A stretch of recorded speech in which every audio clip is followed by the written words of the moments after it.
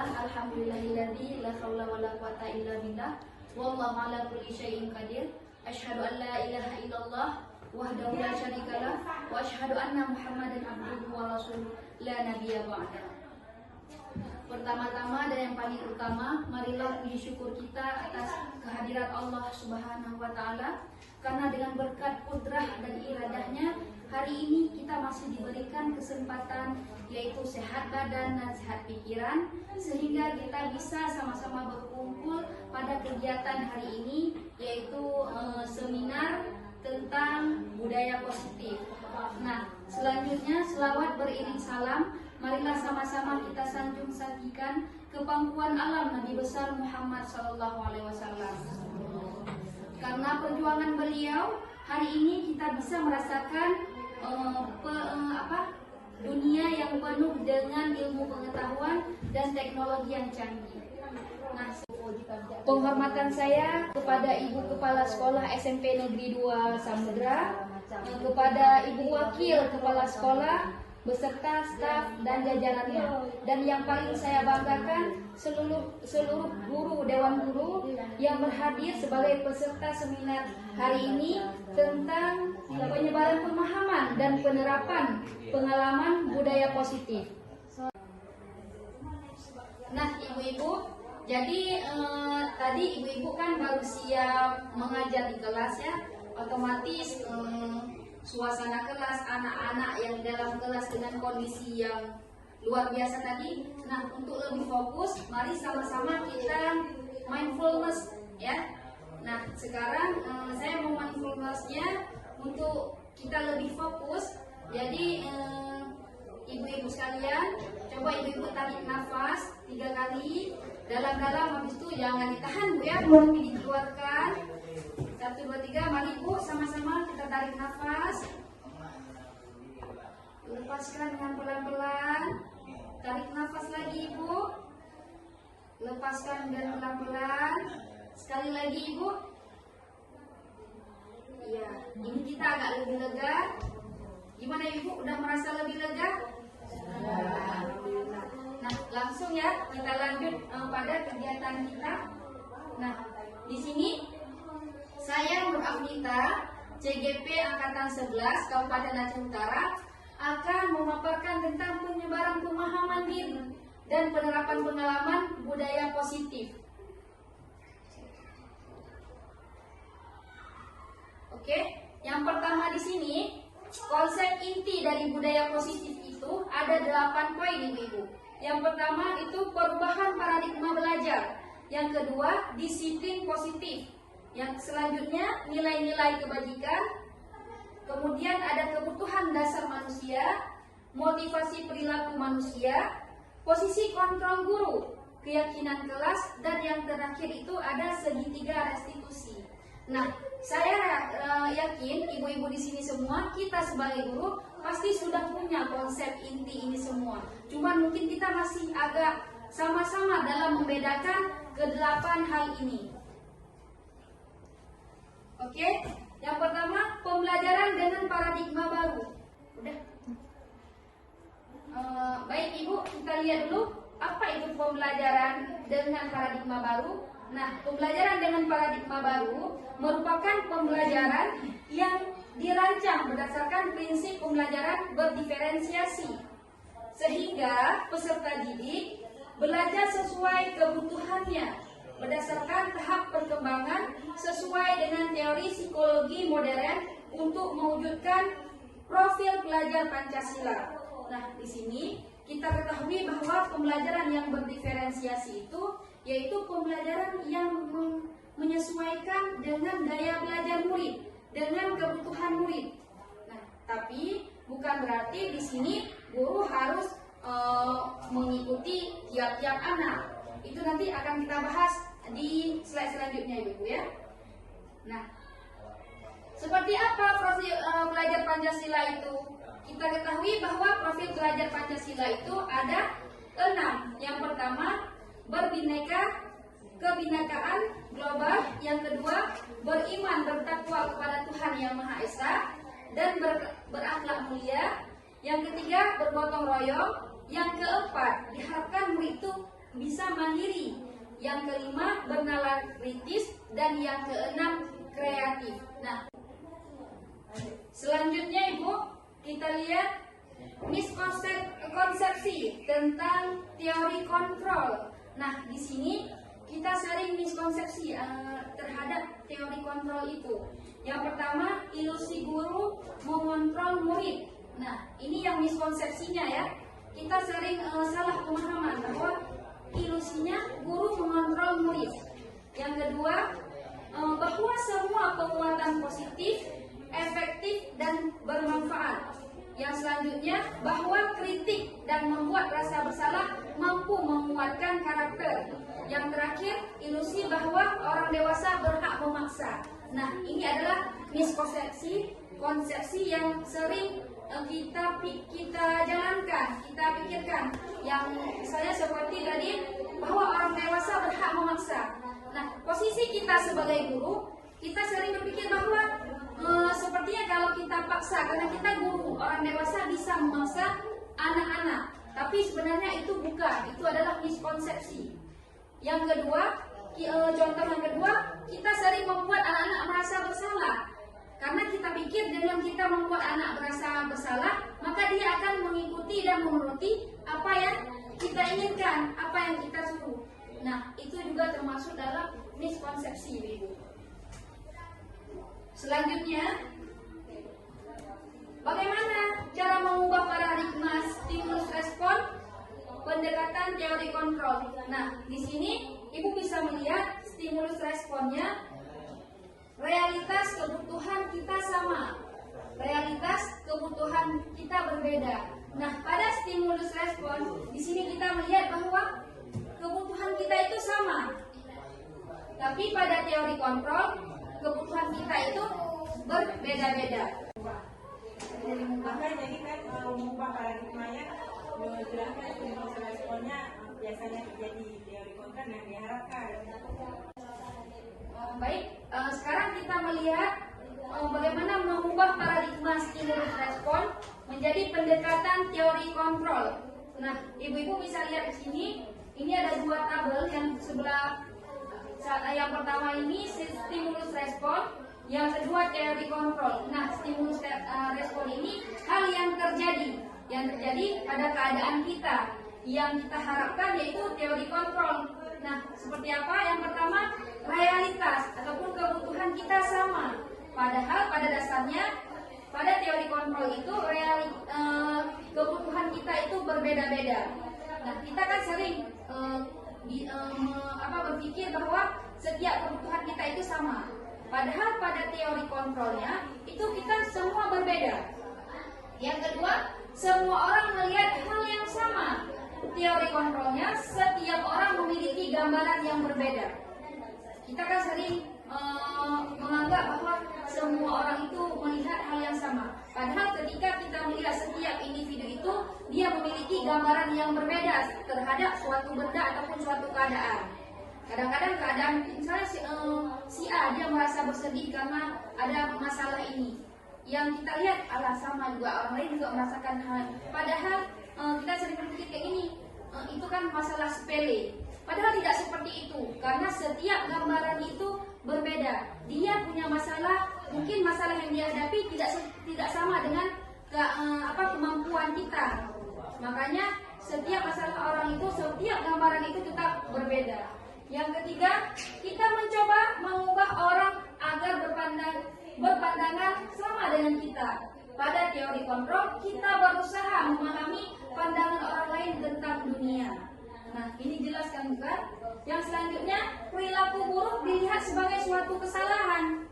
Teori kontrolnya, semua perilaku memiliki tujuan. Nah, itu juga yang harus kita lihat. Yang selanjutnya, orang lain bisa mengontrol saya. Pada teori kontrol, hanya Anda yang bisa mengontrol diri Anda sendiri. Nah, itu kalau misalnya kita berdiri pada seorang guru ataupun siswa pada diri siswa sendiri, kita tidak bisa berpikir sebagai guru bahwa kita bisa mengontrol siswa. Yang bisa mengontrol diri siswa itu hanya siswa sendiri. Lantas tugas kita apa? Tugas kita hanya menuntun.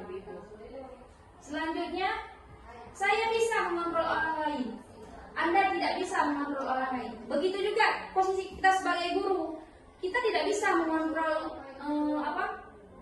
mengontrol orang lain. Orang lain itu harus seperti yang kita pikirkan, harus sejalan dengan pikiran kita, tidak bisa. Karena pada teori kontrolnya kita harus bisa tidak bisa mengontrol orang lain. Dalam artian berarti kita ini jangan pernah bisa berpikir untuk mengontrol orang lain.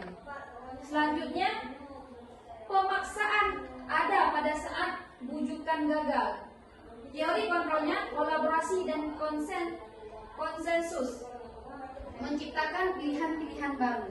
Nah, di sini kita juga ketika kita gagal membujuk anak murid kita, misalnya dia tidak sesuai dengan yang kita harapkan, itu kita pakai cara dengan memaksa, itu salah. Yang benarnya, mari kita berkolaborasi sama-sama mencari solusi terhadap permasalahan tersebut.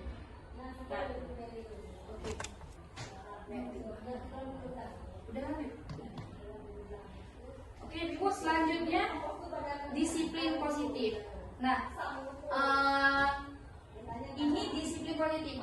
Kira-kira kita di sini udah tahu nggak apa itu disiplin positif? Bagaimana itu disiplin positif? Asing nggak kata-kata disiplin positif itu? Enggak ya? Pasti sebagai seorang guru kita tidak asing lagi dengan kata-kata disiplin positif. Nah, kita lihat di sini, disiplin positif itu, disiplin berasal dari kata disiplina, yang artinya belajar. Disiplin ini mengacu pada disiplin diri yang memiliki tanggung jawab terhadap apa yang kita lakukan berdasarkan nilai-nilai yang kita yakini.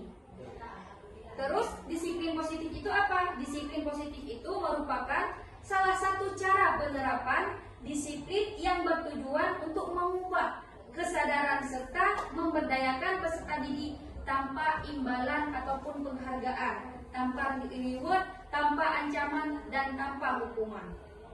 Nah, jadi tugas kita apa? Sebagai pendidik, tujuan kita adalah menciptakan peserta didik yang memiliki disiplin diri sehingga mereka berperilaku mengacu kepada nilai-nilai kebajikan universal dan memiliki motivasi intrinsik dalam perubahan perilaku ke arah yang lebih baik. Nah, begitu Ibu yang dikatakan dengan disiplin positif. Selanjutnya, kan tadi kita melihat nilai-nilai kebajikan. Nah, apa nilai-nilai kebajikan di sini? Nilai-nilai kebajikan yang dimaksud yaitu nilai-nilai yang disepakati bersama, lepas dari suku bangsa, agama, bahasa maupun latar belakangnya. Nah, berarti di sini kita punya nilai-nilai tersendiri yang kita yakini dan bisa kita sepakati bersama. Contoh nilai kebajikan dalam sebuah organisasi ini yang pertama, profil pelajar Pancasila, yaitu beriman, bertakwa kepada Tuhan Yang Maha Esa dan berakhlak mulia, berkebinekaan global, gotong royong, mandiri, kreatif, dan bernalar kritis. Nah, ini nilai-nilai kebajikan dari pelajar profil Pancasila. Kedua, Ibo Primari, yes, program YPY. Nah, di sini nilai kebajikannya toleransi, rasa hormat, integritas, mandiri, menghargai, antusias, empati, keingintahuan, kreativitas, kerjasama, percaya diri, dan komitmen. Selanjutnya, keterampilan hidup, yaitu life skill. Nah, nilai-nilai kebajikan yang ada dalam keterampilan hidup itu dapat dipercaya, lurus hati, mendengar yang aktif, tidak merendahkan orang lain, dan memberikan yang terbaik dari diri. Oke, nah selanjutnya kita masuk ke dalam kebutuhan dasar manusia. Kita hidup ini pasti mempunyai kebutuhan. Nah, kebutuhan dasar itu manusia adalah segala sesuatu yang kita lakukan untuk dapat mendapatkan apa yang kita inginkan. Seluruh tindakan yang kita lakukan memiliki tujuan tertentu, dan semua usaha terbaik yang kita lakukan adalah dalam rangka agar kebutuhan dasar kita terpenuhi dengan baik. Nah, di sini Ibu jelas bahwa kebutuhan dasar itu adalah segala sesuatu yang bisa membuat kita lebih tenang, lebih senang, lebih nyaman. Itu adalah kebutuhan dasar.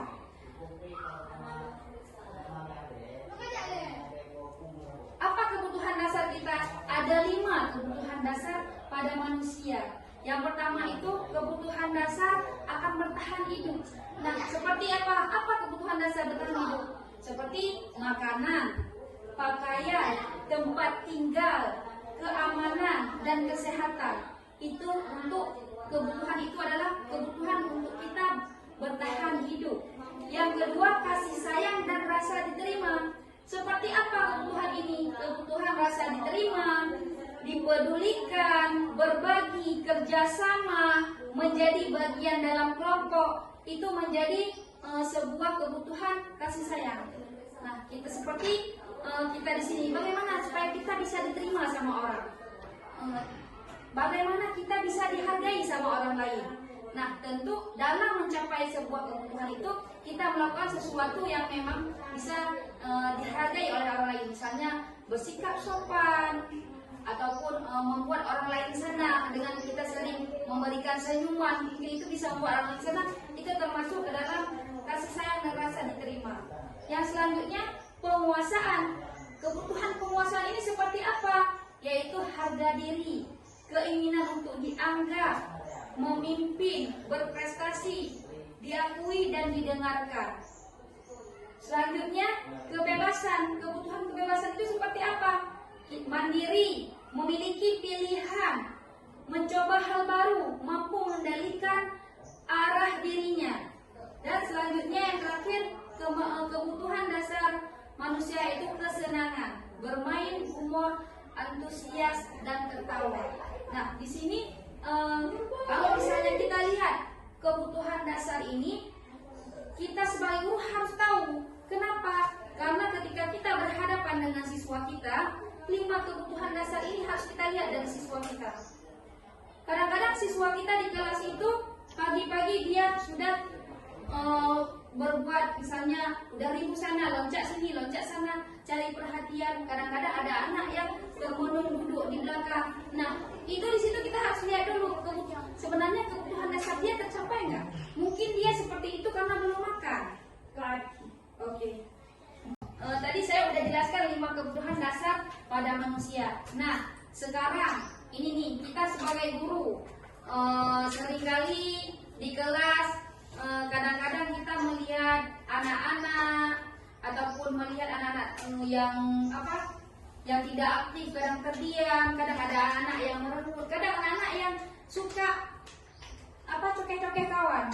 Nah, kira-kira ada yang bisa jelaskan di situ anak-anak butuh kebutuhan dasar apa yang belum terpenuhi dari yang di kelas yang sering kita jumpai? Kalau pagi-pagi kan, Biasanya anak-anak itu minta keluar mereka, Bu. Jadi mereka minta keluar, minta jajan. Tapi kebutuhan bertahan hidup, jadi makanan yang diperlukan tiap pagi tidak ada, maka menjadi anak-anak yang rewel, minta keluar. Iya, betul. Seperti yang Bu Mala katakan, ada yang lain contoh yang di kelas yang sering kita jumpai pada siswa kita.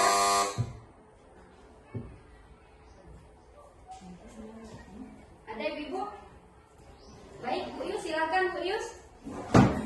Assalamualaikum warahmatullahi wabarakatuh. Waalaikumsalam warahmatullahi wabarakatuh. Ini sekedar berbagi pengalaman ya Bu Ika ya. Iya Bu Yus. Melihat situasi anak-anak kita di dalam kelas, kadang-kadang saya sering membuat anak-anak itu kalau di pagi hari pertama saya masuk, saya bagi kertas segini besarnya, kecil ya. Iya. Saya suruh tulis anak-anak itu 2 hal. Apa yang membuat kamu bahagia di pagi ini, dari bangun tidur sampai berada di dalam kelas. Dan satu lagi, apa yang membuat kamu merasa tidak bahagia, artinya jengkel, marah atau kesal ya.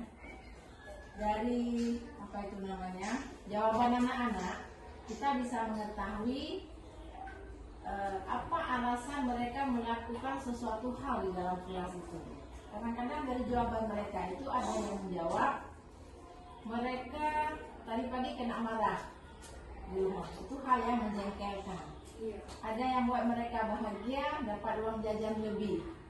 Dan masih ada beberapa jawaban-jawaban siswa. Nah, dari situ kita dapat mengambil sikap kita di dalam kelas. Ada anak-anak kadang-kadang tidak boleh kita paksakan dia untuk mengikuti pelajaran kita seperti yang kita harapkan. Karena kenapa? Kondisi dia tadi pagi, berarti dia dapat marah dari orang tuanya, terlambat bangun. Ataupun ada anak yang memang harus berjalan kaki dengan jarak yang jauh. Ada anak juga dia belum sarapan pagi. Jadi hal-hal yang demikian itu kalau kita kembalikan ke 5 kebutuhan dasar manusia dengan yang kita lakukan tadi, kita bisa tahu, oh berarti dia ini pagi ini butuh makan. Boleh kita kasih izin dulu dia sebentar untuk sarapan pagi. Dia butuh kasih sayang. Dengan kata lain, kita bisa tanyakan apa persiapan perlengkapan belajar yang belum ada sama kamu. Karena dia nggak punya pulpen saat kita suruh menulis. Kemudian ada yang tadi pagi saat berangkat sekolah bertengkar dengan kawan, berarti dia harga dirinya sedang tidak baik-baik saja. Nah, jadi banyak hal di dalam kelas kita yang sering kita jumpai pada anak-anak. Jadi kalau saya sering berbuat hal yang seperti itu, hanya itu memang hal kecil, sangat kecil, tapi memberi pengaruh yang besar pada siswa. Sekian, terima kasih. Iya, terima kasih Bu Yus, bagus sekali. Nah, dan tadi dari cerita Bu Kemala, pengalaman Bu Yus juga, sebenarnya kita sebagai guru sudah menerapkan budaya positif dalam pembelajaran di kelas. Nah, seperti Bu Kemala tadi bilang bahwa kadang-kadang di pagi hari itu anak-anak sering ribut, minta keluar. Nah, ketika kita kembali kepada 5 kebutuhan dasar, ternyata kebutuhan bertahan hidup, yaitu dia belum sarapan, itu yang belum terpenuhi, sehingga dia dalam kelas ribut dan minta keluar. Nah, begitu juga dengan cerita Bu Yus. Ini bagus nih cerita Bu Yus tadi, pengalaman Bu Yus bisa kita terapkan di dalam kelas kita, bahwa setiap pagi itu untuk melihat 5 kebutuhan dasar pada manusia ini, dalam artian kenapa harus kita lihat 5 kebutuhan dasar, agar proses pembelajaran itu bisa lebih fokus, menyenangkan, dan tujuan yang kita harapkan itu tercapai. Seperti Bu Yus, berarti Bu Yus setiap masuk kelas pagi itu membagikan kertas post-it, ya bisa kita bilang yang kecil, untuk apa? Untuk menanyakan apa yang dirasa paling menjengkelkan di pagi ini dan apa yang dirasakan paling membahagiakan di pagi ini. Dengan 2 hal itu ternyata menjawab semua kebutuhan dasar dari si anak. Karena setiap anak kan pasti berbeda. Tidak semua belum sarapan, kadang ada yang tidak sarapan seperti Bu Yus bilang tadi. Sebahagia anak hari ini bahagia karena dapat uang jajan lebih. Sebahagia anak merasa jengkel hari ini karena kenapa? Tadi dia bertengkar sama temannya. Nah, hal-hal ini yang perlu kita terapkan dalam proses pembelajaran kita di dalam kelas, supaya apa? Dalam pembelajaran kita lebih bisa menciptakan suasana yang menyenangkan, dan kita juga bisa pembelajaran itu sesuai dengan kebutuhan siswa kita.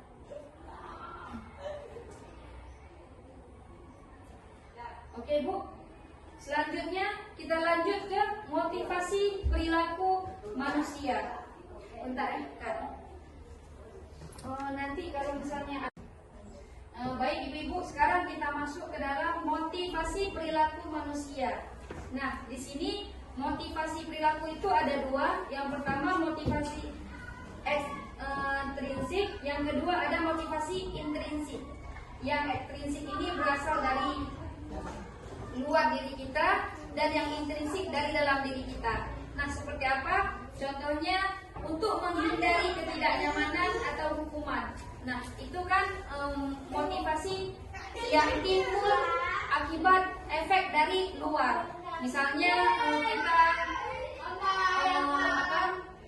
datang tepat waktu. Kenapa kita harus datang tepat waktu? Kadang-kadang anak-anak itu datang tepat waktu karena takut dihukum nanti di sekolah. Nah, itu motivasi dia datang tepat waktu itu bukan karena diri dia sendiri, tapi karena dia takut nanti dapat hukuman di sekolah.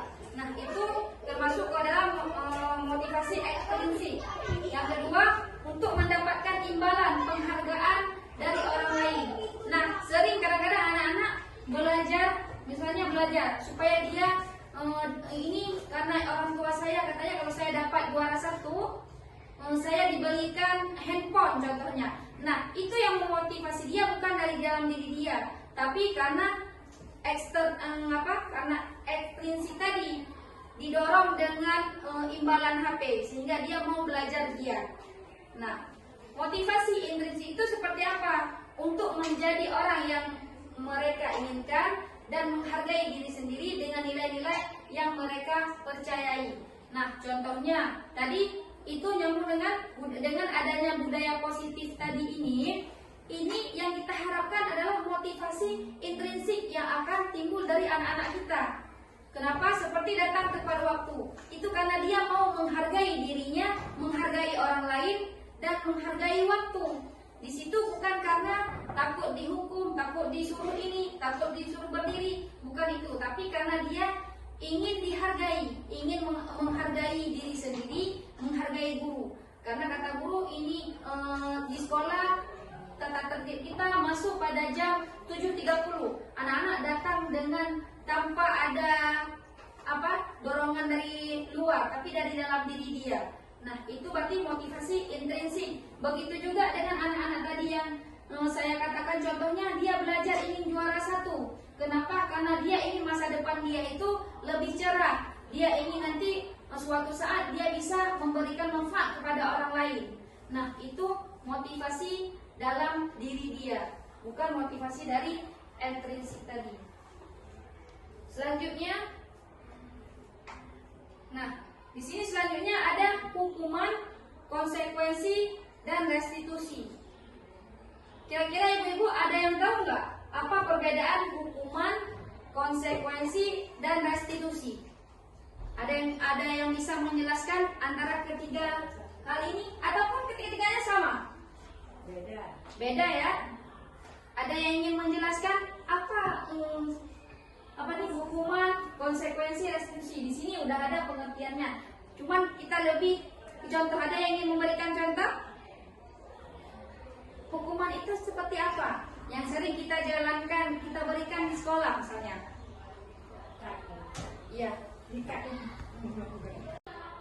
Nah, ibu-ibu di sini kita bisa melihat ada hukuman, konsekuensi, dan restitusi. Nah, seperti yang kita tahu bahwa hukuman itu sebuah tindakan yang kita berikan secara tiba-tiba yang kita harap itu dapat efek jera dari hukuman. Kalau misalnya konsekuensi itu segala sesuatu yang kita berikan kepada anak itu efek akibat dari perilaku yang dia lakukan. Apa efeknya? Nah, di sini ini Bu, misalnya saya beri contoh nih. Si Ali datang ke sekolah terlambat. Dia datang ke sekolah terlambat. Terus kita sebagai guru menyuruh dia untuk mengutip sampah. Nah, kira-kira itu apa? Itu apa yang kita berikan? Hukuman. Iya, betul. Itu yang kita berikan adalah hukuman. Artinya efek jera. Biar dia nggak telat lagi. Biar dia jera. Kita kasih hukumannya kutip sampah. Nah, yang selanjutnya si Ali dia datang terlambat.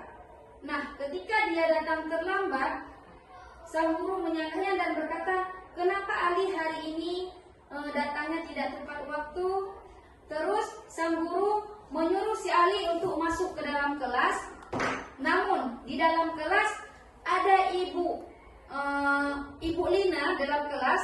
Ibu Lina terus mengatakan kepada Ali, hari ini pada jam pertama hampir 30 menit jam pertama pelajaran saya ketinggalan. Terus kira-kira Ibu Lina terus memberikan tugas tambahan kepada si Ali ini yang bahwa ketika jam istirahat nanti si Ali harus mengulang pelajaran yang tinggal tadi pada jam pertama Bu Lina. Nah, Itu apa Ibu? Itu konsekuensi. Ya, itu konsekuensi. Jadi sudah tergambar kan Bu, seperti apa hukuman, seperti apa konsekuensi. Dalam artian ketika kita memberi konsekuensi, berarti anak ini dia merasa bahwa ketika dia telat, berarti dia tidak bisa ikut. Misalnya tidak dirugikan dengan hal-hal yang lain, namun dia merasa pada pelajaran pertama itu tinggal. Berarti besoknya dia tidak mau telat lagi. Kenapa? Takut nanti pelajarannya tidak diikuti dengan penuh. Itu. Nah, kalau hukuman itu anak-anak kira-kira berubah nggak dengan kita kasih hukuman? Tidak berubah. Iya, tidak berubah. Kenapa? Karena terpaksa dari ekstrinsik kayak. Iya, betul malah. Karena motivasinya dari intrinsik. Kenapa? Hari ini dia kita suruh kutip sampah. Bagi dia kutip sampah itu ya biasa aja, nggak capek. Kutip sampah, hal yang biasa. Berarti hukumannya tidak berat. Sehingga besok dia telat lagi, alah, cuma disuruh kutip sampah.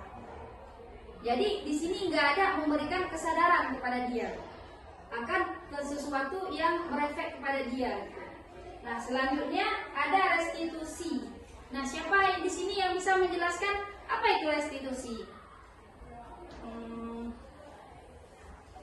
Oke, Kak, silakan.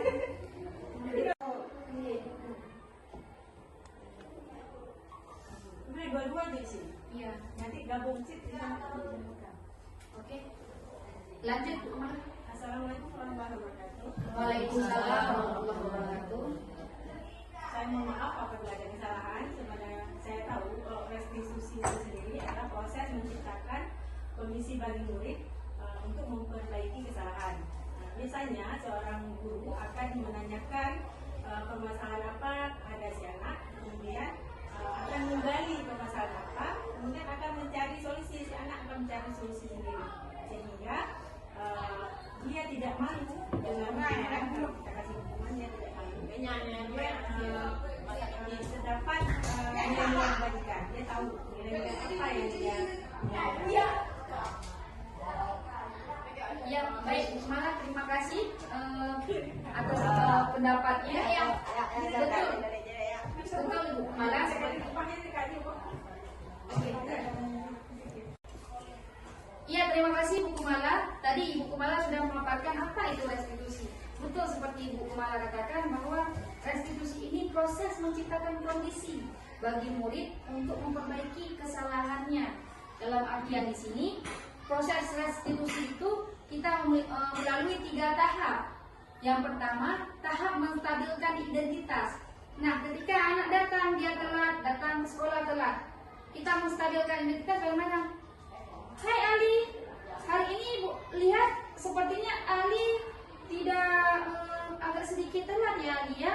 Ini karena sudah jam 7.30 lewat, udah seharusnya Ali masuk 7.30 tapi ini udah lewat 15 ya Ali ya. Oh iya Bu. Nah, baru kita di sini kita stabilkan. Kenapa Ali gimana tadi? Pasti buru-buru ya sekolahnya karena udah terlambat ya Ali ya. Pasti dia di situ kita menstabilkan. Dalam artian kita membangun komunikasi dulu supaya si anak ini nyaman. Nah, setelah kita bangun komunikasinya sudah stabil keadaannya, baru kita ajak si ini memvalidasi kesalahan, memfasilitasi kesalahan. Nah, bagaimana di sini kita memvalidasi kesalahannya? Nah, Ali, itu kita tanya kepada si Ali, kira-kira hari ini apa ya kesalahan Ali kalau misalnya datang terlambat? Kira-kira Ali hari ini datangnya terlambat nggak? Kenapa? Nah, dia akan cerita, iya Bu, saya hari ini terlambat. Kalau misalnya dia jawab seperti itu, kira-kira kalau misalnya Ali terlambat, itu Ali melanggar peraturan nggak? Nah, di situ kita memvalidasi dia akan kesalahan. Pasti dia jawab, iya Bu, saya sudah melanggar peraturan. Peraturan apa Ali yang Ali langgar? Nah, datang terlambat Bu, tidak tepat waktu, sehingga saya tidak disiplin. Nah, jadi setelah kita memfasilitasi, dia sudah sadar akan kesalahannya dan apa keyakinan apa yang dia langgar, terus baru kita masuk ke dalam menanyakan keyakinan. dia sudah tahu bahwa masuk sekolah itu jam 7.30. Terus kita baru menanyakan keyakinan. Nah, Ali, jadi dari kesalahan Ali, kira-kira kesalahan apa yang Ali lakukan hari ini? Nah, kita tanya kepada ke si Ali ini. Terus kita juga tanya kepada si Ali bagaimana untuk memperbaikinya. Di sini bukan kita yang memberikan jawaban atas perbaikan untuk dia, tapi dia sendiri. Pasti dia akan menjawab, oh Bu, besok saya akan bangun lebih tepat waktu Bu. Nah, habis itu kita tanya, iya, kalau misalnya ingin bangun tepat waktu, siapa di rumah yang bisa membantu Ali bangun lebih tepat waktu? Nah, dia bilang, oh ibu Bu. Nah, konfirmasi, bicarakan ya dengan ibumu. Terus bagaimana dengan alarmnya? Kita tanya lagi hal lain. Oh iya Bu, saya punya alarm. Pasti dia nanti akan menyetel alarm. Dia akan, oh Bu, kalau begitu saya besok akan menyetel alarm. Kalau saya bangunnya telat bisa ada bunyi alarm. Nah, begitulah tahapan restitusi. Jadi dengan restitusi ini kita dengan siswa itu bisa membangun hubungan yang lebih baik. Dalam artian ketika misalnya kita kasih hukuman yang ada dia membekas, mempunyai rasa dendam. Wah, ibu itu kemarin hukum saya nih. Nanti pulang sekolah, kalau misalnya anak itu menyimpan rasa dendam, saya mau kempesin ban motornya, kan itu bisa saja terjadi karena dia tadi hukuman yang kita kasih memberikan efek jerah. Ketika anak ini jerah, dia pasti menyimpan rasa dendam, ada perasaan yang tidak enak dan menjengkelkan terhadap ibu itu. Baik, selanjutnya kita lanjut ke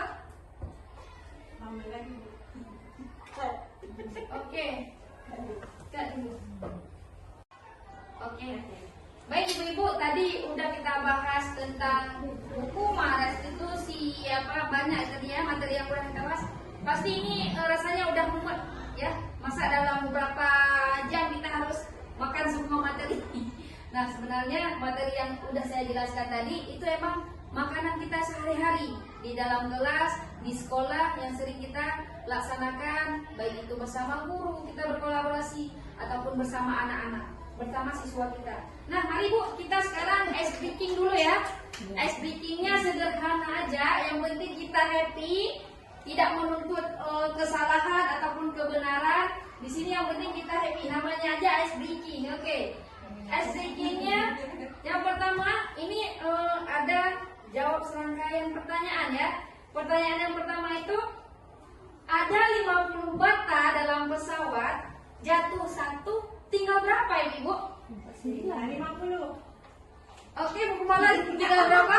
50 masih. 50. Tadi 50 ya batanya. Ada yang bisa jawab lagi? Jawab aja.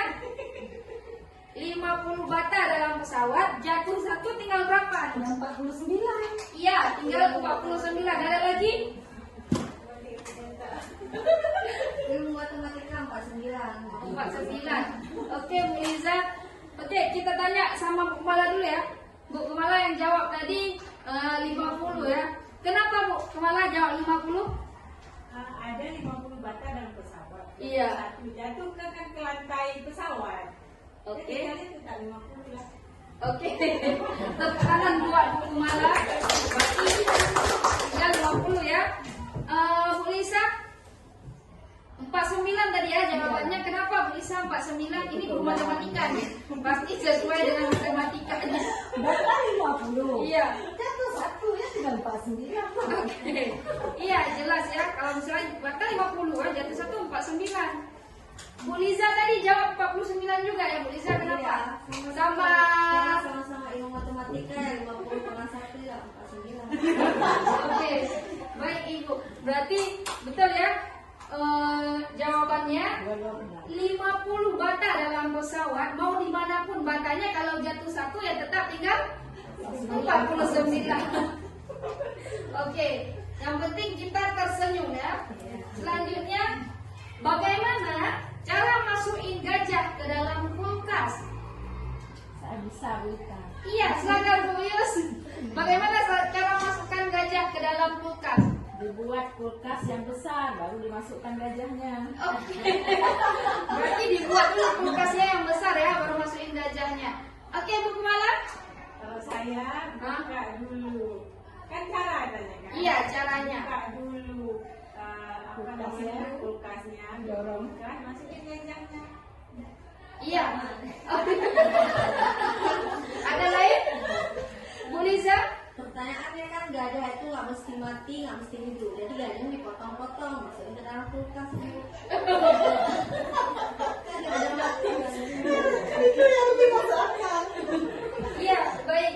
Berarti kata tadi udah kita dengar tadi Bu Kumala, cara masukinnya buka kulkas, masukin kalau ibu perlu buat kulkasnya lebih besar ya, supaya berarti harus dibuat kulkasnya sebesar gajahnya. Kalau Bu Liza tadi suruh potong-potong dulu, nah kita mikir juga kayak mana cara bunuh gajah, potong dulu.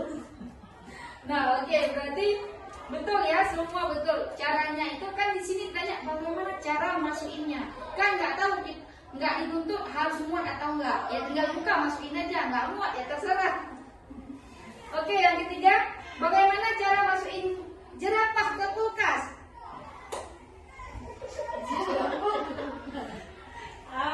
Kalau cara masukin jerapah ke kulkas, buka juga kulkasnya, keluarin gajahnya, masukin jerapahnya. Iya betul. Tadi katanya karena kita tadi masukin gajah dulu ya. Sekarang kalau masukin jerapah, ya keluarin gajahnya, masukin jerapahnya. Oke. Selanjutnya, ini menantang nih. Raja hutan sedang mengadakan pesta besar. Semua hewan diundang. Siapa yang nggak hadir? Saya tahu ibu. Oke, silakan Bu Lisa. Jerapah, karena lagi di kulkas. Betul ya, berarti jerapahnya ya, karena jerapah kan lagi di kulkas. Bagaimana bisa ikut pesta ya?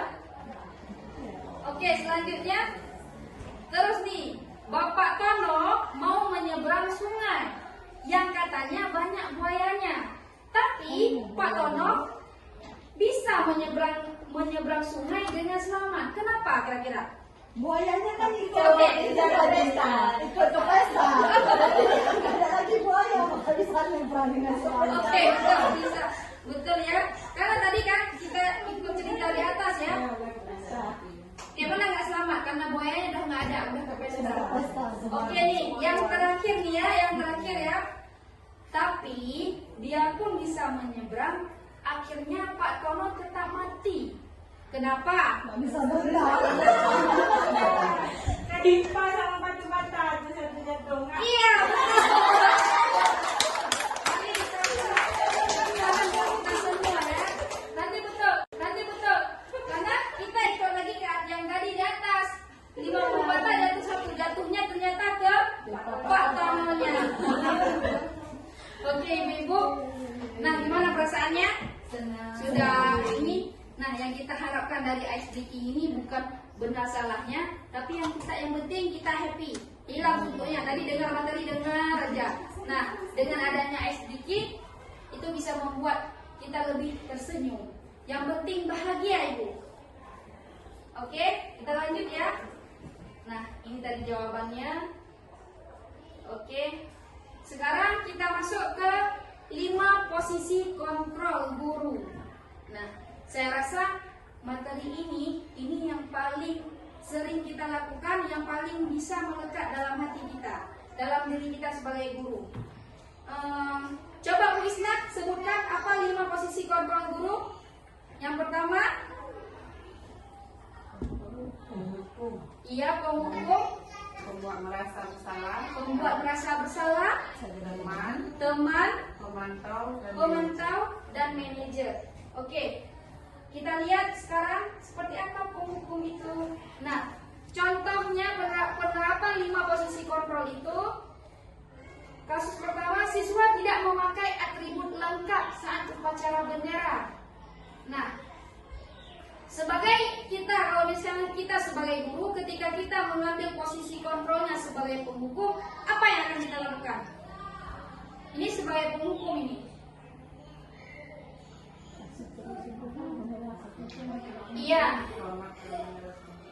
betul Bu. Berarti kita sering kalau misalnya anak-anak ini tidak memakai atribut, hukuman yang kita beri seringkali hormat pada bendera selama 1 jam 15 menit ataupun berdiri di tiang bendera. Nah, itu bentuk sebuah hukuman. Kalau misalnya kita berada kasus pada siswa ini, berarti kita sebagai penghukum.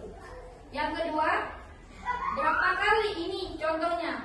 Kalau misalnya kita sebagai pembuat merasa bersalah, ketika kita ambil posisi kontrol itu kita sebagai pembuat rasa bersalah, yang sering kita ajukan pada anak-anak itu ini. Berapa kali ibu bilang harus memberitahu kamu, kamu selalu saja mengecewakan ibu, kamu selalu saja membuat ibu susah. Nah, itu kalau posisi kontrol yang kita ambil sebagai pembuat rasa bersalah. Selanjutnya, contoh posisi kontrol sebagai teman yang kasusnya tadi tidak memakai atribut lengkap saat upacara. Kalau misalnya kita sebagai teman, ayo dong ikuti aturan sekolah, tolong bantu ibu. Ya, sekali saja ya, ya sudah, tidak apa-apa, lain kali jangan sampai berbuat seperti ini. Nah, itu berarti posisi kontrol kita sebagai teman. Nah, karena kita tadi, ayo dong ikuti aturannya. Nah, kan seperti teman. Nah, selanjutnya sebagai pemantau. Posisi kontrol sebagai pemantau seperti apa? Contohnya, coba Bu Melda bacakan.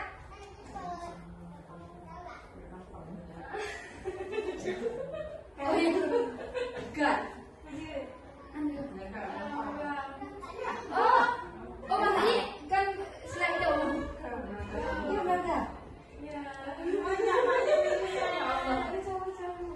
Oke, berarti lanjut ya. Lanjut ya tanda jemaah.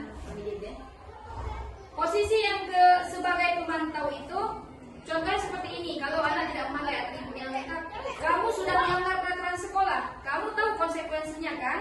Setelah upacara, kamu beli atributnya ke koperasi dan jangan diulang lagi. Nah, ini sebagai pemantau. Yang sebagai pemantau ini kita kadang-kadang sering sesuai dengan aturan sekolah dan saat itu juga harus dilaksanakan. Itu sebagai pemantau. Bisa dibedakan kan Ibu, bukan? Selanjutnya sebagai manajer. Nah, seperti apa kalau misalnya posisi kontrol kita sebagai manajer? Kalau sebagai manajer, seringkali kita berkata seperti ini, apakah kamu tahu kesalahanmu nak? Kira-kira bagaimana kamu memperbaikinya? Nah, seperti kembali lagi kepada segitiga restitusi tadi.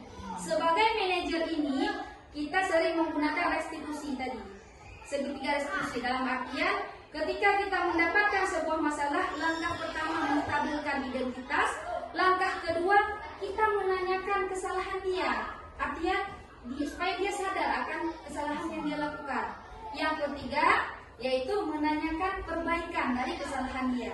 Bukan kita yang memberikan saran untuk dia perbaiki, tapi dia sendiri. Nah, berarti dari kelima posisi kontrol ini, Ibu, kira-kira posisi kontrol apa yang sangat sesuai dengan guru? Yang sangat sesuai manajer, tapi kami sering juga yang lain. Oke, berarti Dari sebagai pemantau. Iya Ibu ya. Ya, Bu. Baik. Nah, nanti kita akan lihat ya ke depannya. Nah, berarti dari 5 posisi kontrol ini yang paling sesuai dan yang paling cocok untuk mewujudkan tujuan pendidikan dengan kurikulum merdeka ya.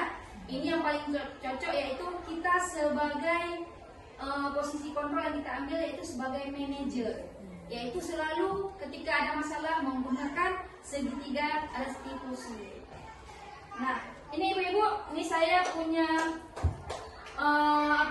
pernyataan ya. Coba ibu lihat, terus kita tebak ya. Yang pertama, posisi kontrol apakah aku? Ini untuk kita sendiri nih, untuk refleksi kita sendiri. Yaitu saya kecewa sekali dengan kamu. Kira-kira kalau pernyataannya oke kan? Oke ibu, sekarang kita lihat ya. Ini ada beberapa pernyataan yang bisa menggambarkan posisi kontrol kita di mana. Oke, contoh yang pertama, saya kecewa sekali dengan kamu.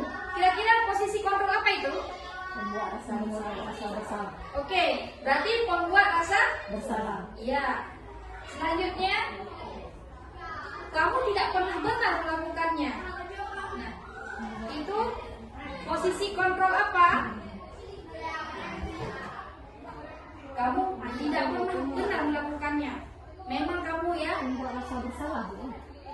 Apa itu? Membuat rasa bersalah. Oke, membuat rasa bersalah. Benar. Yang selanjutnya, apa rencanamu untuk menyelesaikan masalah ini? Manajer. Oke, manajer. Yang selanjutnya, ayolah lakukan demi ibu. Lakukan demi ibu ya. Teman. Oke, berarti posisi kontrol sebagai teman. Selanjutnya, kamu tidak pernah mendapatkan nilai jika tidak mengerjakan tugas. Nah, ini posisi apa nih? Rumah. Sebagai apa? Kamu tidak pernah mendapatkan nilai jika tidak mengerjakan tugas. Itu ada nilai konsekuensinya di dalamnya. Sebagai apa? Pemantau. Oke, sebagai pemantau. Kan sudah kita katakan tadi, yang pemantau ini dia lebih merujuk pada peraturan yang harus dilaksanakan saat ini dan sekarang. Nah, misalnya kamu ketika anak itu tidak mengerjakan tugas, berarti dia tidak mendapatkan nilai. Itu real kalau sebagai pemantau. Oke? Kak. Oke, Ibu, berarti tadi 5 posisi kontrol kita di sekolah sebagai guru udah paham ya. Saya rasa ini udah sangat melekat nih pada ibu-ibunya.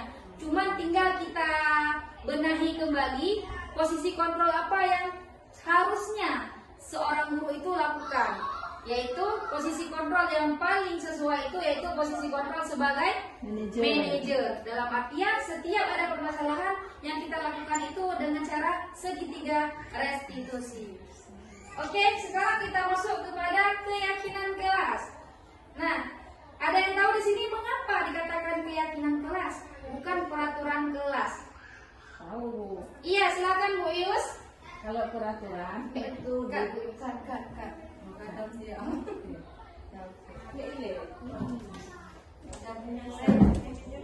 Ibu cut. Iya. kalau peraturan Silakan Bu Ius. Ya. Dah. Halo. Iya, silakan Bu Ius. Kalau peraturan Bu itu dibuat oleh satu pihak. Biasanya kalau melanggar ada Kak, sanksinya. Bu Ius. Tuan buka jangan potret video. Video kan? Maksudnya hanya pedal. Skip. Pedal hanya ada gabung. Jangan. Harus naiknya. Dan skip. Tuan buka emang ini hanya ada gabung.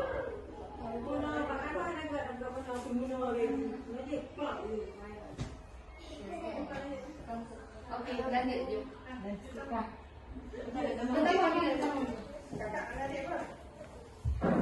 Yang terakhir, tahap segitiga restitusi yang terakhir yaitu menanyakan keyakinan. Nah, contoh pertanyaan di sini untuk menanyakan keyakinan yang sering yang harus kita lakukan itu apa keyakinan kelas kita, ataupun kalau misalnya dia berbuat tentang peraturan sekolah, apa peraturan sekolah kita. Nah, itu yang kita tanyakan, nilai-nilai apa yang telah disepakati, terus seperti apa gambaran sebuah kelas yang ideal. Nah, seperti itu ibu-ibu ya. Oke, selanjutnya di sini saya punya contoh penerapan segitiga restitusi. Bisa ibu-ibu sama-sama kita lihat. Ini contohnya saya sendiri ya, biar lebih real.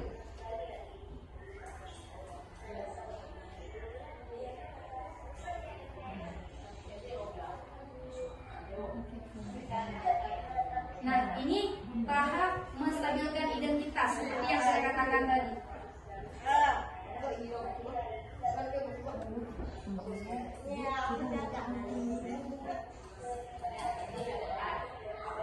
Nah, validasi tindakan yang salah.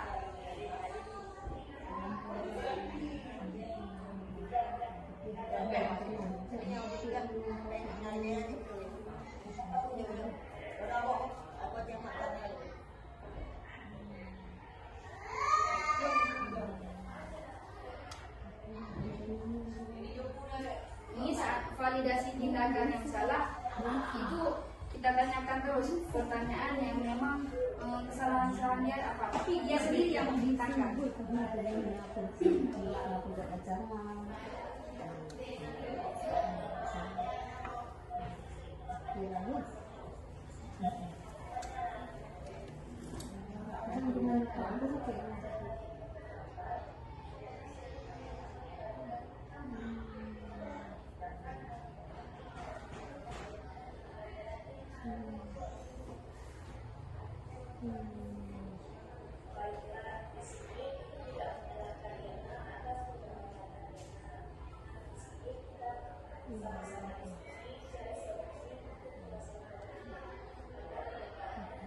Ini kasusnya kasus siswa yang terlambat ya, kasus siswa yang sering terlambat. Oke.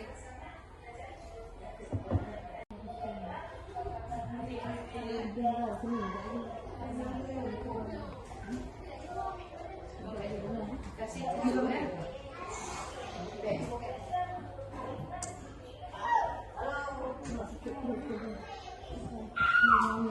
Harus menghargai waktu.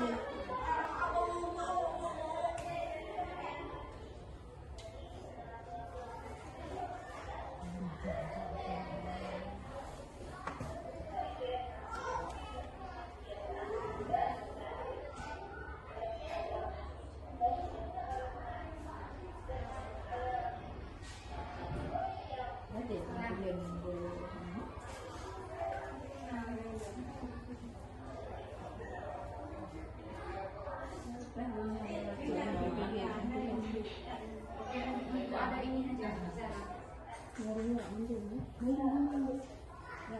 Oke, berarti ini kan contoh, misalnya contoh yang saya jalankan, mungkin bisa Ibu praktekkan nanti ketika ada permasalahan dengan siswa.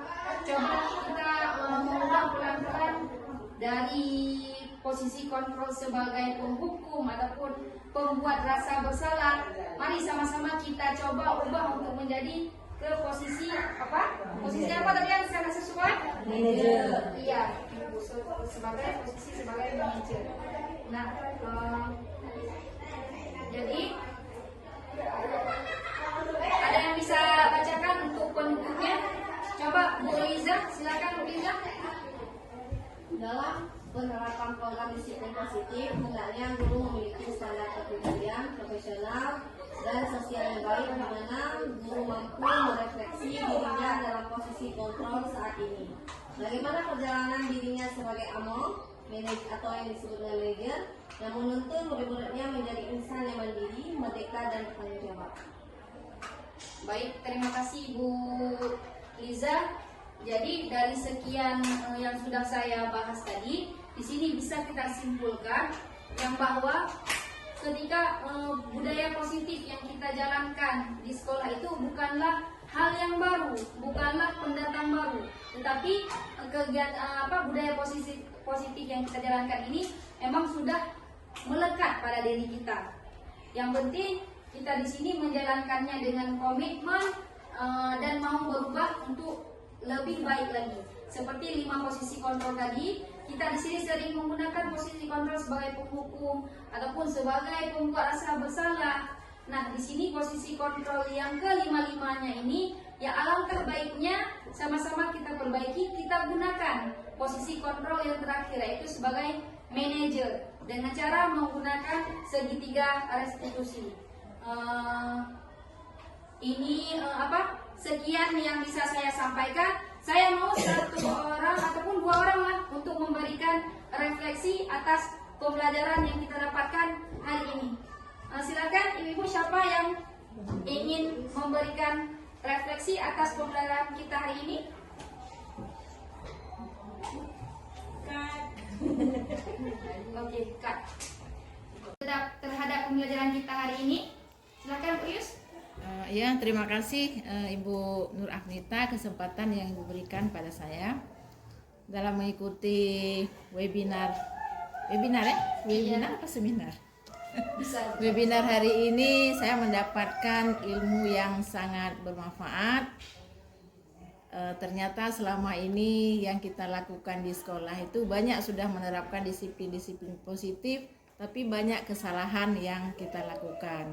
Kadang kita sering menempatkan posisi kita sebagai penghukum atau pembuat anak-anak rasa kecewa. Berarti dengan ada materi hari ini, pelan-pelan mungkin saya terutama ya dan teman-teman yang lain akan merubah diri kita sendiri untuk memperbaikinya, berarti memposisikan kita kepada posisi manajer supaya anak-anak merasa nyaman dan kita pun merasa bahagia dapat memberikan yang terbaik kepada para peserta didik kita.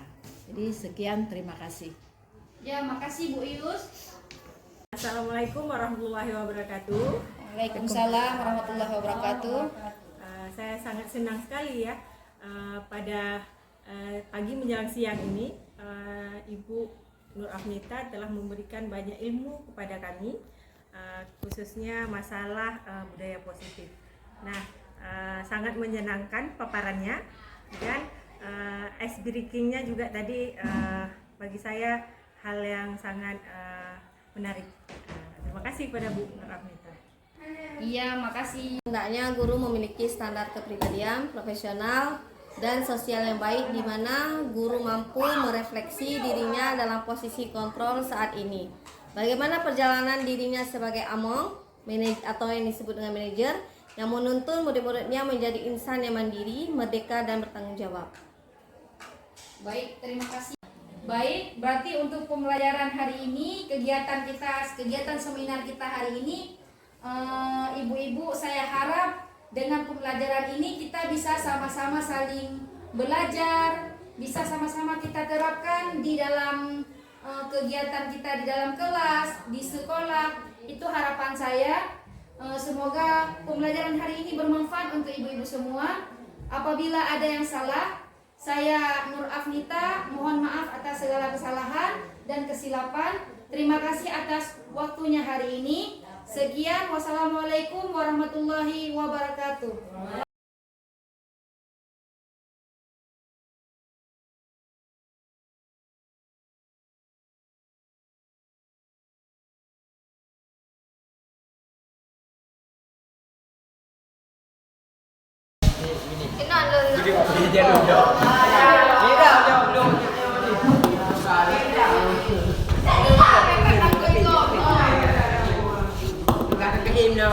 Bapa yang agak ada.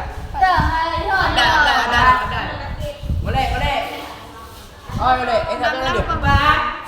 Ada lagi tak? Ada lagi.